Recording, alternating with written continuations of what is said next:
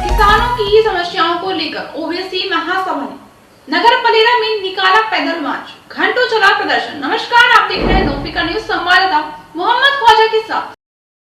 OBC महासभा द्वारा नगर पलेरा में पैदल पद यात्रा कर कलेक्टर के नाम पलेरा तहसीलदार डॉक्टर अवंतिका तिवारी को ज्ञापन सौंपते हुए भाजपा कांग्रेस का विरोध करते हुए तंज कसा। ओबीसी महासभा ने कहा कि पलेरा टीकमगढ़ बुंदेलखंड के किसानों की हालत महंगाई और भ्रष्टाचार की चपेट में गंभीर होती जा रही है। रिकॉर्ड सुधार जैसे संबंधी कार्य करने के लिए सरकारी बाबुओं कर्मचारियों की जेब गर्म करनी पड़ती है और तहसील चौकी थानों के चक्कर महीना तक लगाने पड़ते हैं।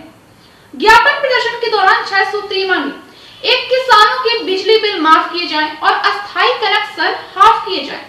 2, किसानों को डीएपी यूरिया खाद समय पर उपलब्ध हो और एमआरपी रेट से अधिक दामों पर बेचने वाले समितियां व दुकानदारों पर कार्रवाई हो।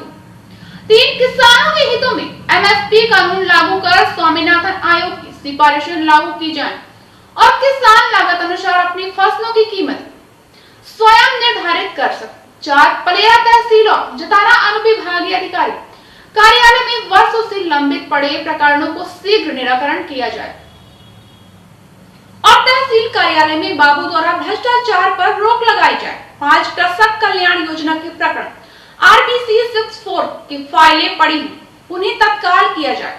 6, पलेरा मंडी में किसानों सब्जी दुकानदारों से अवैध वसूली की जाती है, उन्हें तत्काल प्रभाव से रोका जाए।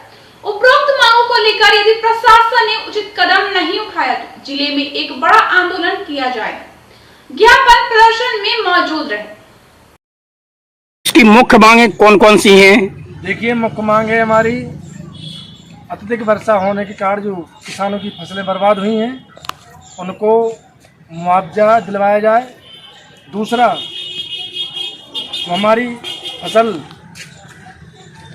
कट के तैयार हुई दूसरी फसल जो बोने जा रही है उसमें खाद की जो समस्या रहती है, सबसे ज़्यादा उस समस्या से संबंधित जो प्राइवेट खाद विक्रेता मूल्य से भी 200-400 रुपये ज़्यादा किसानों से वसूलते हैं,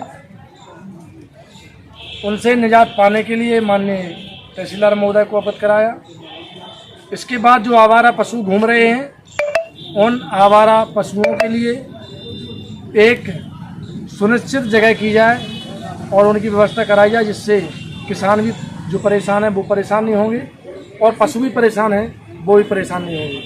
बहुत अच्छा। कुछ बाजार बैठकी को लेकर के भी एक मुद्दा आपका था। बाजार बैठकी से संबंधित यहाँ जो पहले सीएमओ थी उनको ओबीसी महासभा द्वारा अवगत कराया गया था, जिस पर आश्वासन मिला था कि इस प्रकार की जो बात सामने आई है इस पर जरूर सुधार होगा।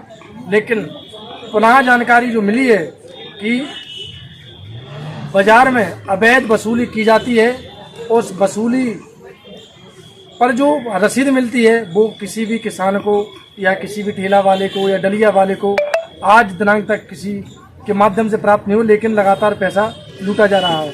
अगर ये तहसीलदार महोदय को अवगत कराने के बाद इस पर जल्दी संज्ञान नहीं लिया गया तो एक बड़ा आंदोलन करेंगे केवल बाजार बैठकी से संबंधित।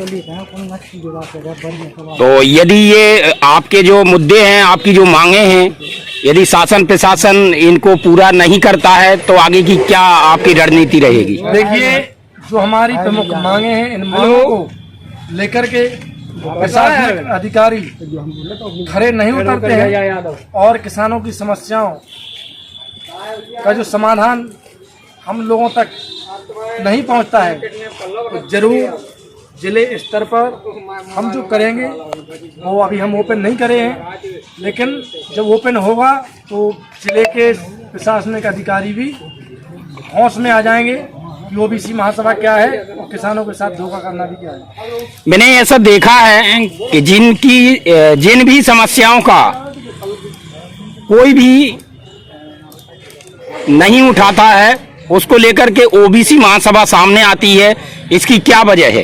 देखिए, यहाँ भाजपा कांग्रेस के दलाल नेता प्रतिनिधि मंडल तमाम जो भी हैं उनके द्वारा किसानों को लूटा जा सकता है लेकिन किसानों की उनकी जो समस्याएं हैं उनका समाधान कभी नहीं हो सकता है।